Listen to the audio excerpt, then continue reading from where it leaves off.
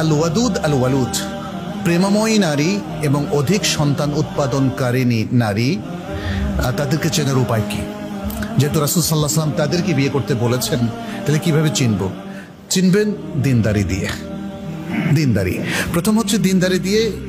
দিনদার মহিলারাই তাদের স্বামীর অনুগাতা, তাদের স্বামীর প্রতি ভালোবাসা আকর্ষণ তার অটোমেটিক থাকবে, কারণ একটা মাইন্ডসেট আছে তার, যে একজন মহিলা তার স্বামী ছাড়া অন্য কারোর সাথে সে আসলে পরকীয়া করতে পারে না। ফলে এটা হয়ে গেল। বাকি হলো অধিক সন্তান উৎপাদনকারিণী। সেটা যদি আল্লাহ তাআলা তাকে সন্তান উৎপাদনের ক্ষমতা দেন, তিনি সেটাকে কাজে লাগাবেন, এক। দ্বিতীয় হচ্ছে, যদি আল্লাহ তাআলা তাকে বন্ধা করেন, তিনি সবর করবেন, কারণ এটা আল্লাহ তাআলার হাতে। যেটা তার হাতে নেই সেই জন্য তাকে জিজ্ঞাসাবাদ করা হবে না।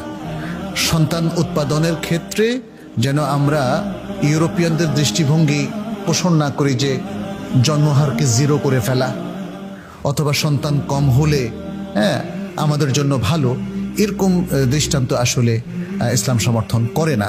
যদিও সাময়িক জন্মবিরতিকরণ, যেটা আমাদের এখানে স্টাডি রয়েছে, সাময়িক নানা কারণে জন্মবিরতিকরণ তো জায়েজ হতে পারে।